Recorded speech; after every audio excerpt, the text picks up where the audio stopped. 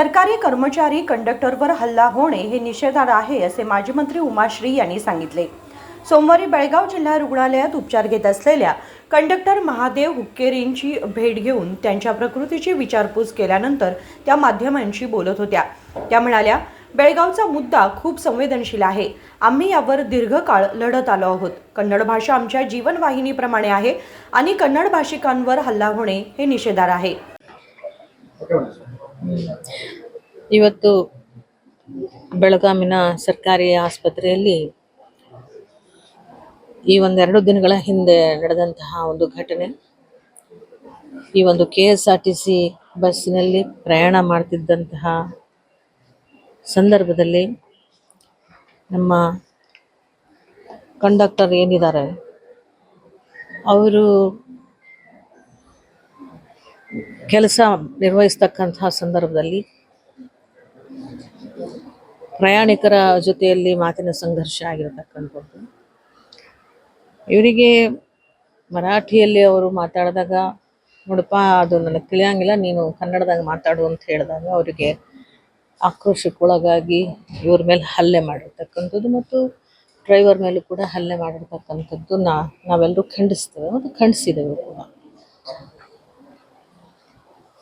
ಇದು ಸಲ್ಲದ್ದು, ಈ ಕೃತ್ಯಗಳು ನಮ್ಮ ರಾಜ್ಯದಲ್ಲಿ ನಡೆಯಬಾರದು। ಅದರಲ್ಲೂ ಕೂಡ ಬೆಳಗಾಂನಲ್ಲಿ ಮೊದಲಿನಿಂದಲೂ ಕೂಡ ಈ ಒಂದು ಬೆಳಗಾಮಿನ ವಿಷಯವಾಗಿ ಬಹುದೊಡ್ಡ ಹೋರಾಟಗಳನ್ನು ಈ ಭಾಗದ ಜನರು ಮಾಡ್ಕೊಂಡು ಬಂದಿರತಕ್ಕಂಥವ್ರು, ಕನ್ನಡ ಪರವಾಗಿರ್ತಕ್ಕಂಥ, ಈ ಕನ್ನಡದ ನೆಲದ ಪರವಾಗಿರ್ತಕ್ಕಂಥವ್ರು। ಕನ್ನಡ ಭಾಷೆ ಅಂತಕ್ಕಂಥದ್ದು ನಮ್ಮ ಜೀವನಾಡಿ ಇದ್ದ ಹಾಗೆ ಕನ್ನಡಿಗರಿಗೆ, ಅವರಿಗೆ ಮರಾಠಿಗರಿಗೆ ಅವರ ಮಾತೃಭಾಷೆ ಹೇಗೆ ಜೀವನಾಡಿನೋ, ನಮಗೆ ಕನ್ನಡ ಭಾಷೆ, ನಮ್ಮ ಮಾತೃಭಾಷೆ ನಮಗೆ ಒಂದು ಜೀವನಾಡಿ। ಅದ್ರ ಬಗ್ಗೆ ಎಲ್ಲರಿಗೂ ಹೆಮ್ಮೆ ಇದ್ದೇ ಇರ್ತದೆ। ಅದರಲ್ಲೂ ಕೂಡ ಕರ್ನಾಟಕದಲ್ಲಿ ಆಡಳಿತ ಭಾಷೆ ಕನ್ನಡ ಅಂತಂದಾಗ ಅವರು ಒಬ್ಬ ಕಾರ್ಯನಿರ್ವಹಣೆ ಮಾಡ್ತಕ್ಕಂಥ ಸಂದರ್ಭದಲ್ಲಿ ಒಬ್ಬ ಸರ್ಕಾರಿ ನೌಕರನಾಗಿ ಕನ್ನಡದಲ್ಲಿ ಮಾತಾಡಪ್ಪ, ನನಗೆ ಅರ್ಥ ಆಗಲ್ಲ ಅಂತ ಹೇಳಿದೇನು ಬಹುದೊಡ್ಡ ಅಪರಾಧ ಏನು ಅಲ್ಲ। ಕನ್ನಡದ ನೆಲದಲ್ಲಿ ಅವ್ರು ಇದ್ದಾರೆ ಅಂತ ಹೇಳಿದ್ರೆ ಅವರ ಮನೆಯಲ್ಲಿ ಮಾತೃಭಾಷೆ ಇರಲಿ, ಹೊರಗಡೆ ಬಂದಾಗ ಕನ್ನಡದ ಮಾತುಗಳನ್ನು ಮಾತಾಡೋದ್ರಲ್ಲಿ ಬಹಳ ಅಗತ್ಯವಾಗಿರ್ತಕ್ಕಂಥ ಮಾತಾಡಲೇಬೇಕಾಗ್ತದೆ ಅವರು। ಈ ಒಂದು ಸಂಘರ್ಷದಲ್ಲಿ ಅವ್ರಿಗೆ ಬಹಳ ಪೆಟ್ಟಾಗಿದೆ, ನಮಗೂ ಸಹಿತ ಅದನ್ನು ಸಹಿಸ್ಕೊಳ್ಳೋಕೆ ಸಾಧ್ಯ ಆಗೋದಿಲ್ಲ। ಕನ್ನಡಿಗರ ಮೇಲೆ ದೌರ್ಜನ್ಯ ಮಾಡ್ತಕ್ಕಂತಹ ನಿಟ್ಟಿಗೆ ಅವರು ಹೋಗ್ತಾರೆ ಅಂತ ಹೇಳಿದರೆ ನಾವು ಕನ್ನಡಿಗರಾಗಿ ಅವರುಗಳಿಗೆ ಎಚ್ಚರಿಕೆಯನ್ನು ಕೊಡಲೇಬೇಕಾಗ್ತದೆ। ಸರ್ಕಾರ ಬಹಳ ಪ್ರಮುಖವಾಗಿ ಕನ್ನಡ ಮತ್ತು ಕನ್ನಡ ಭಾಷೆ ಕನ್ನಡಿಗರ ಪರವಾಗಿಯೇ ನಿಲ್ಲುತ್ತೆಯೇ ಹೊರತು ಇಂತಹ ಕೃತ್ಯವನ್ನು ಮಾಡಿದವರ ಪರವಾಗಿ ಯಾವುದೇ ಕಾರಣಕ್ಕೂ ನಿಲ್ಲಲ್ಲ ಅಂತಕ್ಕಂಥ ವಿಶ್ವಾಸ ನನ್ನಲ್ಲಿದೆ।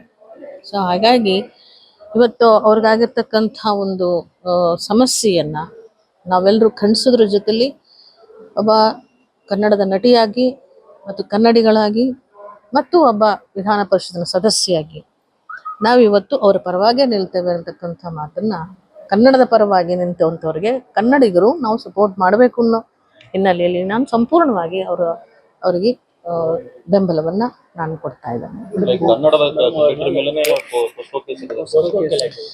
ಅದು ನನಗೆ ಈಗ ಗೊತ್ತಾಯಿತು, ಪೋಕ್ಸೋ ಕೇಸ್ ಹಾಕಿದ್ದಾರೆ ಅಂತ। ಇದು ಉದ್ದೇಶಪೂರ್ವಕವಾದಂತಹ ಕೇಸ್ ಅಂತ ನನಗೆ ವೈಯಕ್ತಿಕವಾಗಿ ಅನ್ನಿಸ್ತಾ ಇರ್ತದೆ। ವೈಯಕ್ತಿಕವಾಗಿ ಅದು ಯಾವ ಕಾರಣಕ್ಕೆ ಹಾಕಿದ್ದಾರೆ ಮತ್ತು ಅದರಿಂದ ತಪ್ಪಿಸ್ಕೊಳ್ಳೋಕ್ಕೋ ಅಥವಾ ಮತ್ತೊಬ್ಬರನ್ನ ಪಾರು ಮಾಡೋಕ್ಕೋ ಈ ಥರದ ಕೇಸನ್ನು ಹಾಕಿದರೆ ಅದು ತಪ್ಪಾಗ್ತದೆ। ಅವರು ಒಬ್ಬ ಅಧಿಕಾರಿಯಾಗಿ ಅದನ್ನು ದುರುಪಯೋಗ ಏನಾದರೂ ಮಾಡಿಕೊಂಡಿದ್ದರೆ, ಪೊಲೀಸ್ ಅಧಿಕಾರಿಗಳು ದುರುಪಯೋಗ ಮಾಡಿಕೊಂಡಿದ್ರೆ ಅದು ಇವತ್ತು ನಮ್ಮ ಗೃಹ ಮಂತ್ರಿಗಳು ಅದನ್ನು ಪರಿಶೀಲನೆ ಮಾಡೋಕ್ಕೆ ಒಳಪಡಿಸ್ಬೇಕು ಮತ್ತು ಅವ್ರು ಏನಾದ್ರು ತಪ್ಪಾಗಿದೆ ಅಂತ ಹೇಳಿದ್ರೆ ಈ ಕೂಡಲೇ ಆ ಅಧಿಕಾರಿನ ಅಮಾನತು ಮಾಡಬೇಕು। ಮತ್ತೆ ಈ ಮನುಷ್ಯನ ವಯಸ್ಸಾದರೂ ಎಷ್ಟಿರ್ಬೋದು ಯೋಚನೆ ಮಾಡಿ। ಮತ್ತು ಬಸ್ಸಿನ ಒಳಗೆ ಹೇಗೆ ಸಾಧ್ಯ ಇದೆಲ್ಲನೂ ಕೂಡ, ಬಸ್ಸಿನ ಒಳಗೆ ಬಾಲಕಿಯ ಮೇಲೆ ಅದೆಲ್ಲ ಸಾಧ್ಯ ಆಗದೆ ಇರತಕ್ಕಂತಹ ವಿಚಾರಗಳು। ಅನಾವಶ್ಯಕವಾಗಿ ಈ ರೀತಿ ಆರೋಪವನ್ನ ಮಾಡಿದಾರ ಅನ್ನುವಂಥ ಸಂಶಯ ನನ್ನಲ್ಲಿ ಮೂಡಿರ್ತಕ್ಕಂಥದ್ದು। ಹಾಗಾಗಿ ಅದು ಹಾಗೇನಾದರೂ ಆಗಿದ್ದಲ್ಲಿ ಅದು ಬಹಳ ಕೆಟ್ಟ ಒಂದು ದುರುಪಯೋಗವನ್ನು ಮಾಡಿಕೊಂಡಂಥ ಒಬ್ಬ ಅಧಿಕಾರಿ ಆಗ್ತಾರೆ।